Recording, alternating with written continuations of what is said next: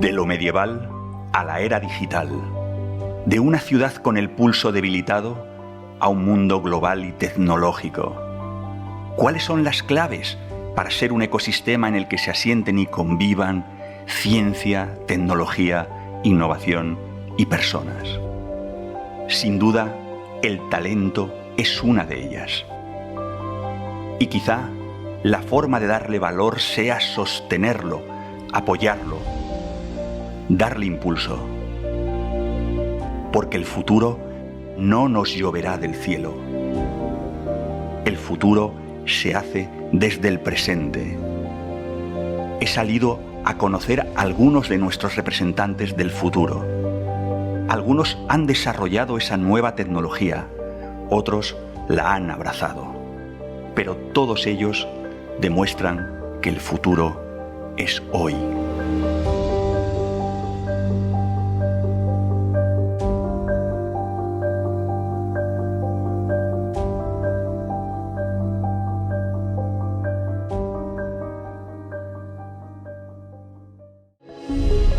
Plantas, hongos, líquenes, semillas, naturaleza y vida.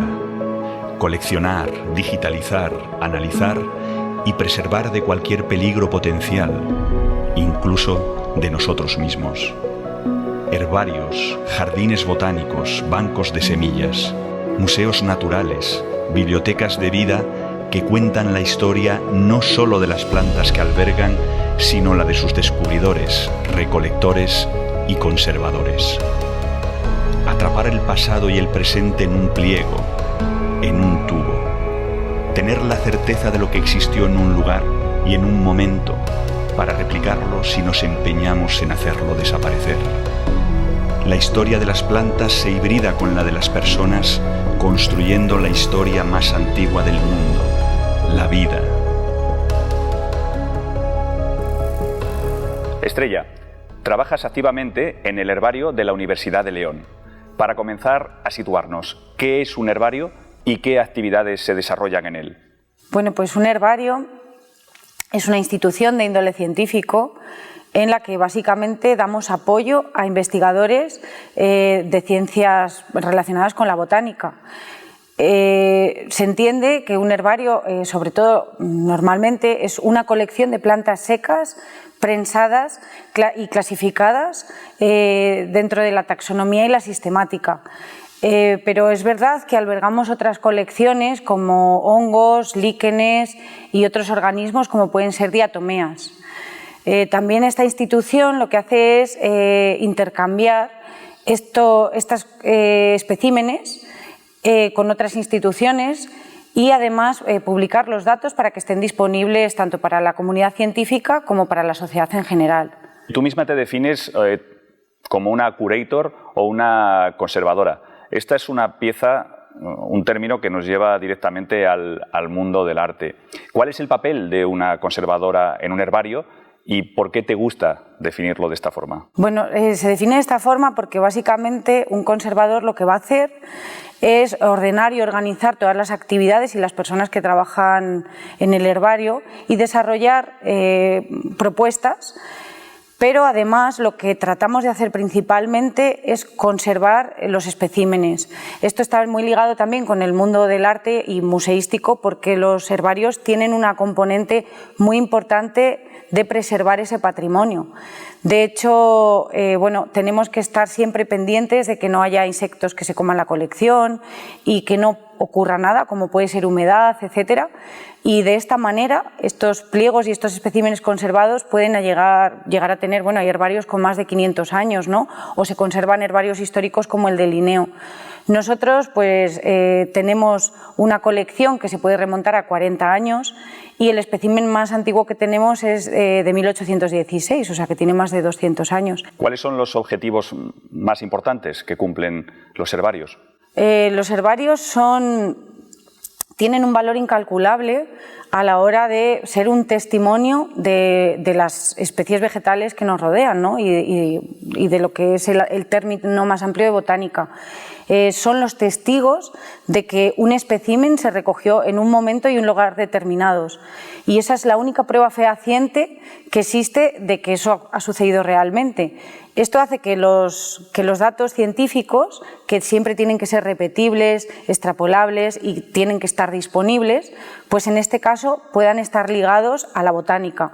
Entonces, cualquier investigación relacionada con las plantas o con la botánica en general debería basarse en un espécimen depositado en un herbario. Esto también nos va a permitir, de alguna manera, compartir esos datos con una sociedad que puede estar segura de que eso realmente es así. Entonces son testigos y esto es crucial también para los pequeños herbarios como nosotros, que somos un herbario regional, porque somos unos buenos testigos de custodiar estos datos que sobre todo se relacionan con nuestro territorio, porque nosotros tenemos muchísima flora, en este caso cantábrica, que son endemismos, especies raras, especies amenazadas. Y luego esto también nos va a servir para, por ejemplo, hacer una extrapolación al futuro, ¿no? Y ver cómo el cambio climático puede afectar a estas especies, cómo pueden entrar otras. Es decir, son pruebas fehacientes reales de que eso está en ese lugar, en esa fecha. Y esto es muy importante. El herbario de León, denominado LEP, se encuentra incluido desde hace más de 40 años en el Index Herbariorum del New York Botanical Garden. ¿Qué supone para vosotros esta interconexión global a nivel de herbarios desde el punto de vista científico? Bueno, pues esto es una de las claves precisamente de ser una institución, porque los herbarios hacen intercambios para apoyar la investigación de personas de todo el mundo. Entonces, la facilidad es poder enviar realmente estos ejemplares a cualquier lugar. Siempre se hace institución a institución y de conservador a conservador. Y esto hace que sea una red de millones de ejemplares que están disponibles para este intercambio. Es muy importante porque realmente lo que nos facilita es un índice de personas, instituciones, direcciones y forma de conectar. Claro, un investigador que quiere estudiar una planta de la cordillera cantábrica y vive en Japón no tiene que venir hasta aquí. Se le facilita todo esto de una manera muy sencilla, con lo cual, bueno, pues es una herramienta muy potente. La digitalización ha llegado ya también al mundo natural, a la botánica y, por supuesto, a los herbarios. Ahora hablamos ya de herbarios digitales o herbarios virtuales. ¿Qué ha supuesto esta revolución tecnológica para vosotros? Bueno, pues es una herramienta que nos ayuda sobre todo a conservar los pliegos, porque hay muchas dudas que los investigadores pueden resolver con una imagen de alta calidad. Entonces no es necesario enviar el ejemplar, con lo cual no va a sufrir los daños asociados a un viaje. Independientemente, un herbario digital en nuestro caso siempre va a estar asociado a un pliego real, es decir, es la digitalización de ese ejemplar. Bueno, hoy en día hay herbarios que realmente pueden estar disponibles para el público a través de una imagen. Esto, sobre todo para los herbarios históricos, es muy interesante, porque podemos acceder a pliegos de 200, 300 años sin dañarlos y bueno, pues es un material que ayuda muchísimo a entender la finalidad nuestra, ¿no? Háblanos de GBIF, ¿qué es y cómo se usa? GBIF es un nodo de datos de biodiversidad que funciona a nivel mundial. Lo que hace de alguna manera es recoger los datos, estandarizarlos y compartirlos con no solo la comunidad científica, sino también con la sociedad. La realidad es que tienen entidad para ser usados a nivel científico porque muchos de ellos provienen de colecciones como en la que nosotros, como el herbario LEP. GBIF España tiene su sede en el Jardín Botánico de Madrid y bueno, pues hay muchísima gente trabajando que nos echa una mano cada día a actualizar, utilizar bases de datos estandarizadas y lo que promueve es eso, un uso de los datos compartido, que los datos científicos estén disponibles y que puedan ser utilizados por, sobre todo eso, una comunidad científica que tenga una base muy sólida. Conservar todas estas especies de plantas es también conservar historias. Una de esas historias conecta a una planta con Jaime Andrés, la Fundación Cerezales, el Banco de Semillas y Estrella Alfaro, tú misma. Bueno, esta historia en verdad empieza en el kilómetro 19 de la carretera de León a Santander, que es la que nos trae a Cerezales.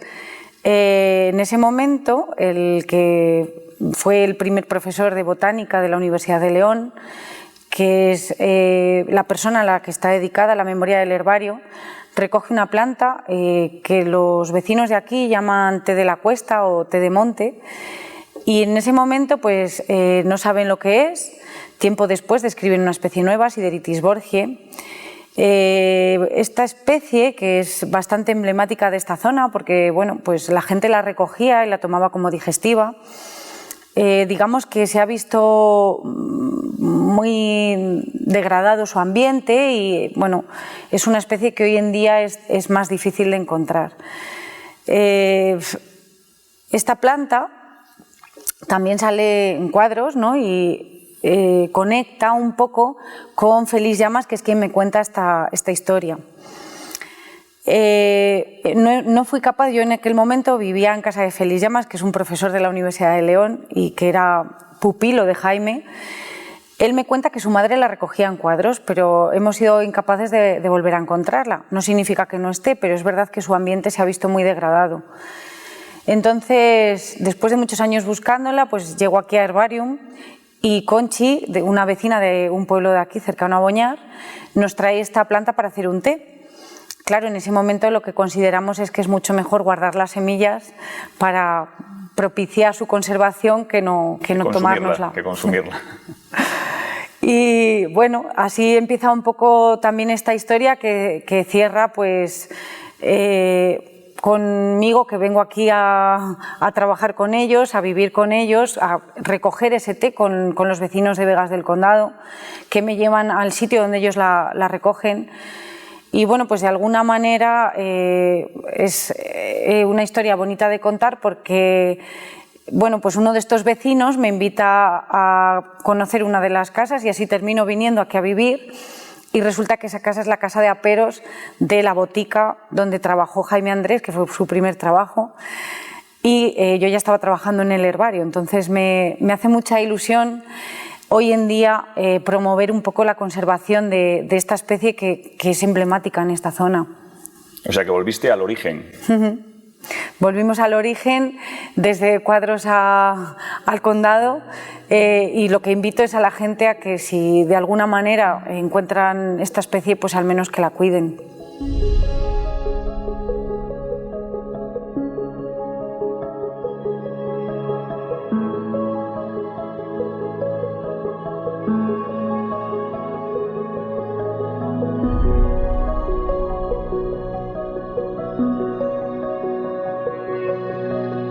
En el herbario de la Universidad de León hay uno y en la Fundación Cerezales hay otro.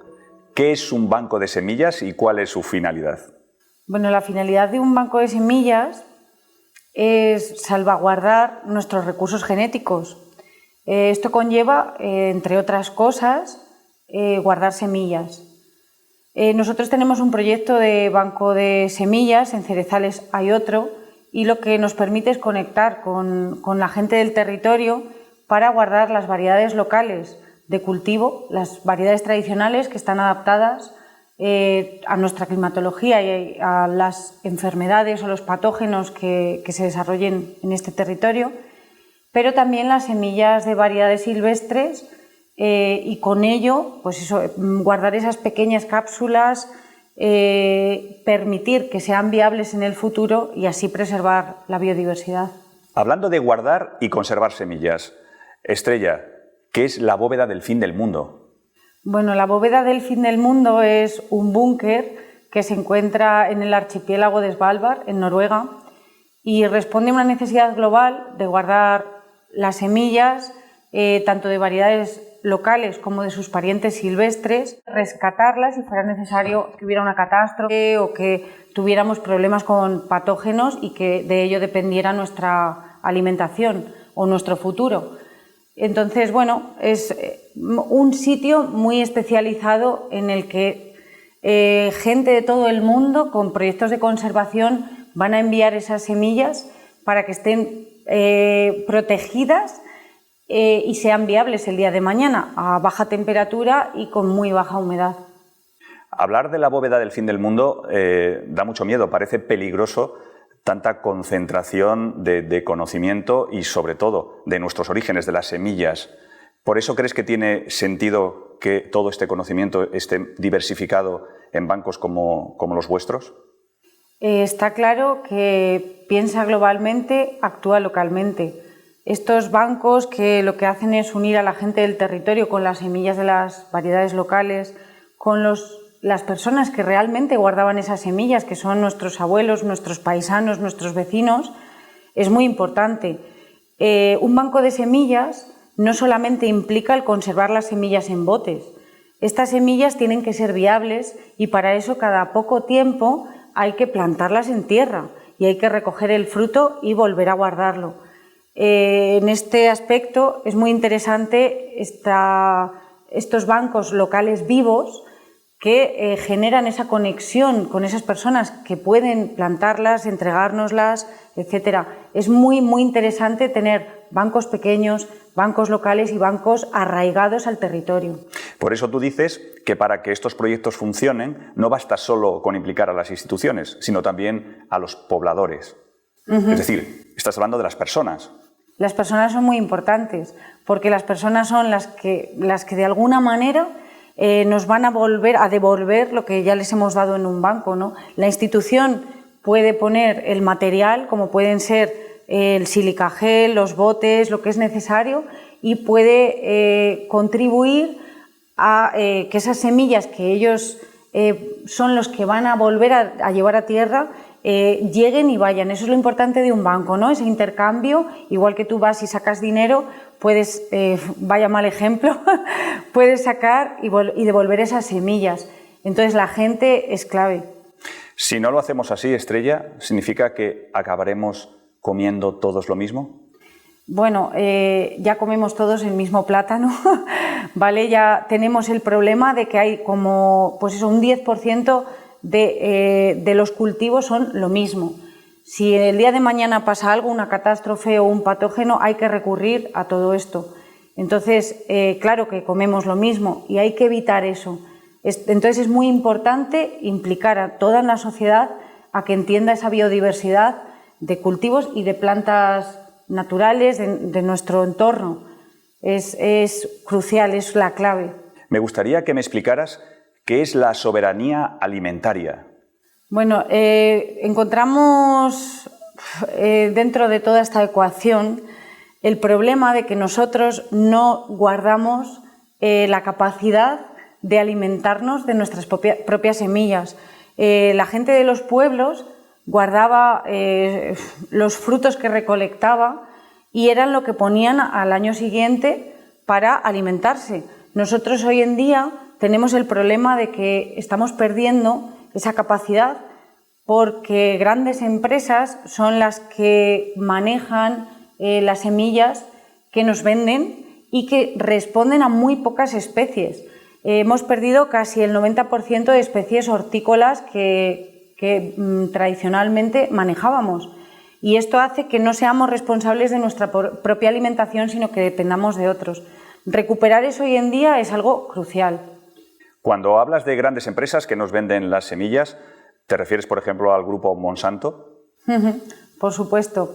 Son grandes empresas capitalistas que lo que hacen es, sobre todo, hibridar o manejar pocas especies con la finalidad de que tengamos que comprárselas a ellos y depender total y absolutamente de este tipo de negocios. Entonces, Monsanto es uno de las grandes empresas implicadas. Sé que esta pregunta puede ser comprometida, pero te la voy a hacer igualmente. Si tuvieras que describir a un grupo como Monsanto en una sola palabra, ¿cuál sería esa palabra? Pues sin duda sería muerte. ¿Tenéis medido o cuantificado el número o el porcentaje de especies autóctonas de esas semillas que se han perdido? Nosotros concretamente no, pero sí que hay grupos de investigación dedicados a ello y a guardar los parientes silvestres de los cultivos. Es una línea de trabajo de investigación que bueno, está en auge en los últimos años, obviamente para responder a estos problemas, porque muchas veces la ciencia lo que intenta es dar respuesta a los problemas actuales para seguir hacia el futuro. Y obviamente esto es una línea de trabajo en auge. La gran pregunta, ¿estamos a tiempo para recuperar parte de lo que hemos perdido?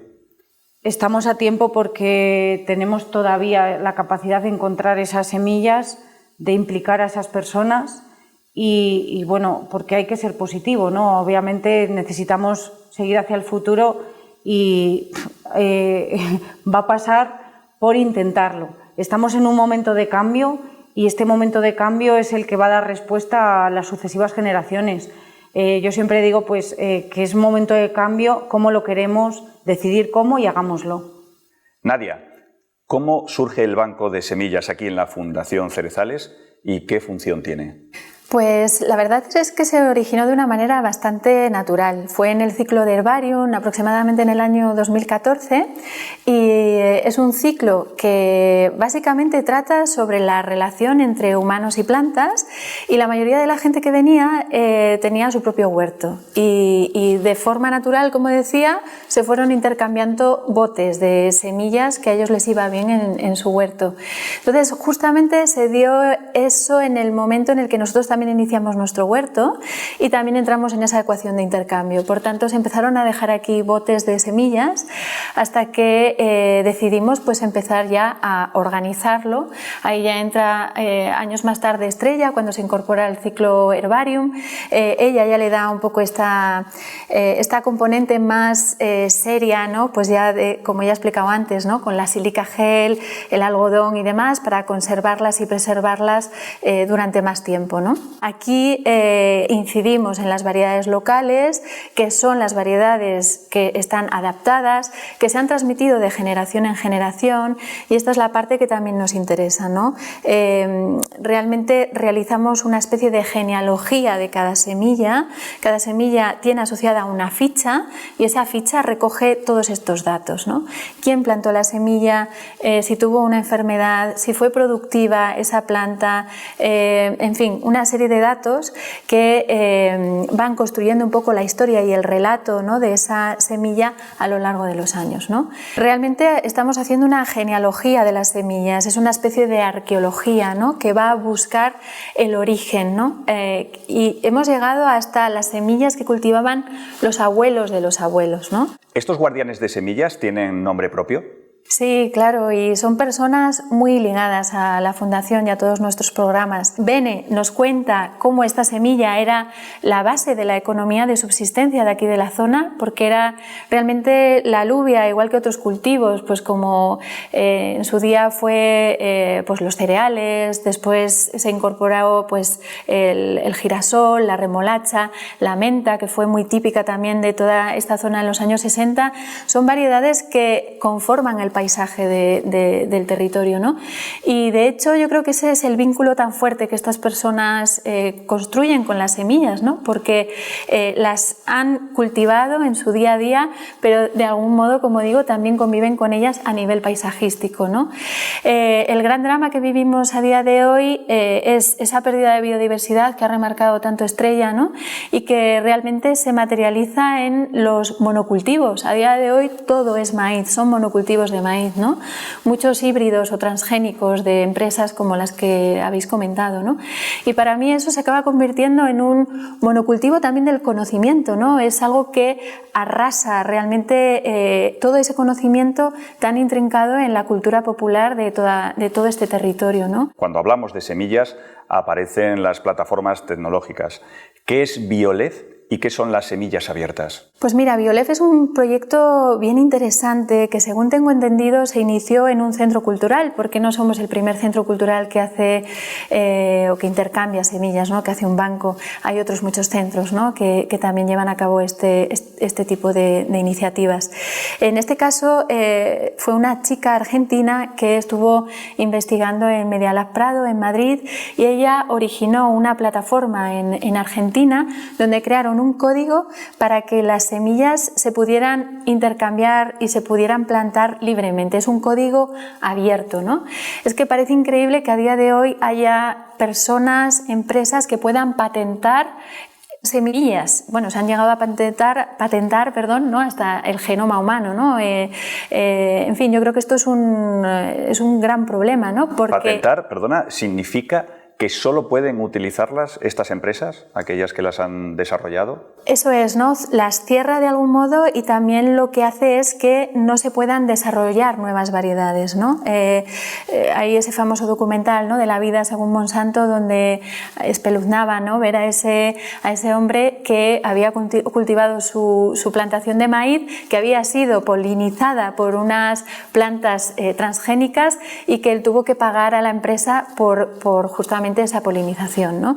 Pero esto es un gran drama que también se vivió en India, y Vandana Shiva, ¿no? Ha sido una de las mujeres que ha defendido todo el tema de semillas, ¿no? y de que tengan esta posibilidad, como decía antes, ¿no? De que se transmitan de generación en generación, de ese ciclo vital que es eterno, ¿no? Que realmente un árbol produce un fruto, una semilla que puede volver a producir ese árbol, ese fruto, esa semilla, y que eso, ¿no? Nos enlaza con generaciones y generaciones futuras. Claro, según lo que me estáis contando, todos individualmente deberíamos poner nuestra semilla para proteger nuestras semillas del monopolio de estas grandes compañías. ¿Es correcto? Sí, desde luego. Yo creo que tenemos que ser muy conscientes del valor que tienen las semillas, de la variedad, ¿no? Y que, insisto en esta idea de la riqueza, ¿no? De la riqueza también a nivel cultural que trae la variedad, ¿no? Y la biodiversidad. Y ya para terminar, ¿cómo ves el futuro desde la ciencia cuando la tecnología entra en juego? Bueno, pues la tecnología para nosotros es importante en muchos programas, ¿no? Pero siempre la abordamos desde su base social, ¿no? Queremos que sea una tecnología accesible para todos y para todas, que no sea una cuestión de privilegios, ¿no? Y de hecho, en nuestros proyectos la tecnología entra muchas veces para resolver problemáticas del medio rural, ¿no?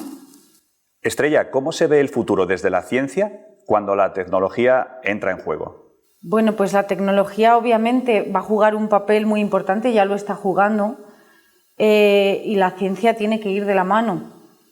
Creo sinceramente, no obstante, que hay que hacer un llamamiento a esa ciencia básica que nos describe todo nuestro patrimonio natural, y a esa ciencia básica que va a ser la que nos haga conservar la biodiversidad. Entonces, creo que el futuro pasa por darnos cuenta de dónde estamos, posicionarnos en nuestro territorio y nuestro entorno y utilizar la tecnología de alguna manera para que esto funcione a nivel global, ¿no? Pero creo que hay que pasar, o el futuro va a pasar por lo que ya tenemos, por el pasado, que al final es el presente. Estrella, Nadia, llevamos apenas 30 minutos de conversación, de entrevista, y he tenido más que suficiente para llegar a la conclusión de que la verdadera semilla para crear un futuro mejor está en vosotras y en las personas como vosotras. Gracias por trabajar y sentir y pensar de la forma en que lo hacéis. Y gracias también por haber aceptado la invitación a nuestro programa Al futuro es hoy. Gracias. Muchas gracias a ti. Muchísimas gracias por invitarnos y por dar visibilidad a este mundo de las plantas. Semillas en el principio, en abundancia, libres, intercambiables, y semillas en el final, escasas, estériles algunas, y otras últimos testigos de lo que fueron, escondidas y custodiadas en un búnker por si acontece lo peor, por si nos privan de aquello que la naturaleza nos regaló, por si algunos se apropian, aún más, de aquello que nos pertenece a todos. Frente al caos, frente al poder, volver al origen, a conservar, a intercambiar y devolver. Guardianes de semillas que reconstruyen su historia y la mantienen viva, haciendo posible que continúe el ciclo de la vida, sembrando en sus huertos un futuro que está en el origen.